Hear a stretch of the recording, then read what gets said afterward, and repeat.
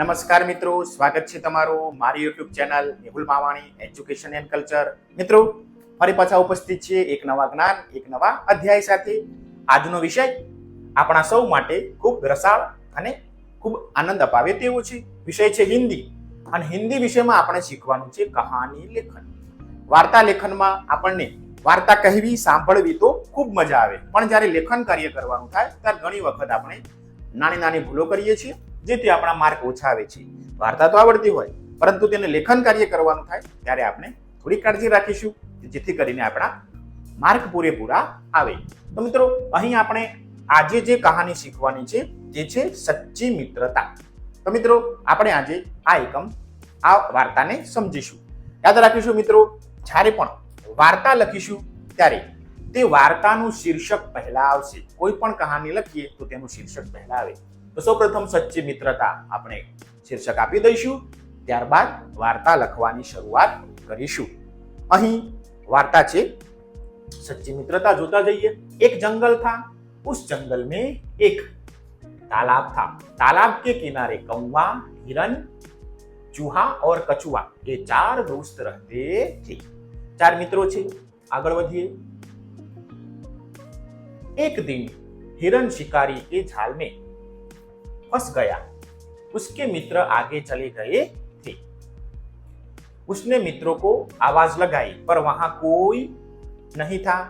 कौवा उड़ता उड़ता हिरन के पास पहुंचा. हिरण को जाल में फंसा देख बहुत दुखी हुआ. उसने हिरन से कहा, मित्र चिंता ना करो, मैं तुम्हें जाल में से जरूर मुक्त करूंगा. આગળ.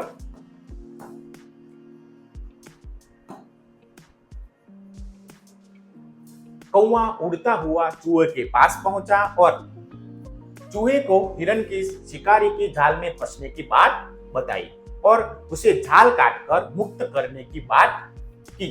चूहे को चलकर आने में बहुत देर होगी. यह सोचकर कौवा उसे अपनी पीठ पर बिठाकर हिरन के पास ले गया. हिरन के पास आकर चूहे ने धीरे धीरे जाल को काट डाला. शिकारी को आते देख कौवे ने सब को सावधान कर दिया. हिरन जाल से निकलकर भागा. चूहा पास की झाड़ी में छिप गया. तब तक कछुआ वहां पहुंचा. जैसे ही शिकारी कछुए को पकड़ने गया तो कछुआ तालाब में सरक गया. शिकारी के हाथ कुछ न लगा. તો મિત્રો, આ રીતે આપણે આ વાર્તાને, આ કહાનીને લખી શકીએ. ઘણીવાર ચિત્રના આધારે, ઘણીવાર प्रारूप के रूप में, ढांचे के रूप में, એટલે કે મુદ્દા ઉપરથી વાર્તા બનાવો તેવું પણ લખેલું હોય છે. ઘણીવાર વાર્તા અધૂરી છોડી દીધેલી હોય છે અને લખેલું હોય છે. તો આપણે આ વાર્તાને આ રીતના લખી શકીએ. અને છેલ્લે આ વાર્તા ઉપરથી આપણને શું શીખવા મળે છે તે પણ આપણે જોઈશું. તો શીખ, हमें हमेशा सच्चे और अच्छे मित्र बनाने चाहिए. તો મિત્રો, આ રીતે આપણે આ વાર્તાને લખી શકીએ. તમે પણ તમારી જાતે પ્રયાસ કરીને કહાની લખી શકો છો. યાદ રાખીશું, વાર્તા લખીએ ત્યારે સૌપ્રથમ શીર્ષક, ત્યારબાદ કહાની, પેરેગ્રાફ, પરિચ્છેદ ફકરાના સ્વરૂપે, અને છેલ્લે શીખ પણ લખીશું, જેથી કરીને આપણા પરીક્ષામાં માર્ક ઓછા આવે નહીં અને સારી રીતના આપણે વાર્તાને લખી શકીએ. આશા રાખું છું કે મિત્રો તમને આ વાર્તા સમજાઈ ગઈ હશે અને પરીક્ષામાં ક્યાંય પૂછાય, કોઈને કહેવી હોય તો તમે સરળતાથી કહી શકશો. તમારો ખૂબ ખૂબ આભાર.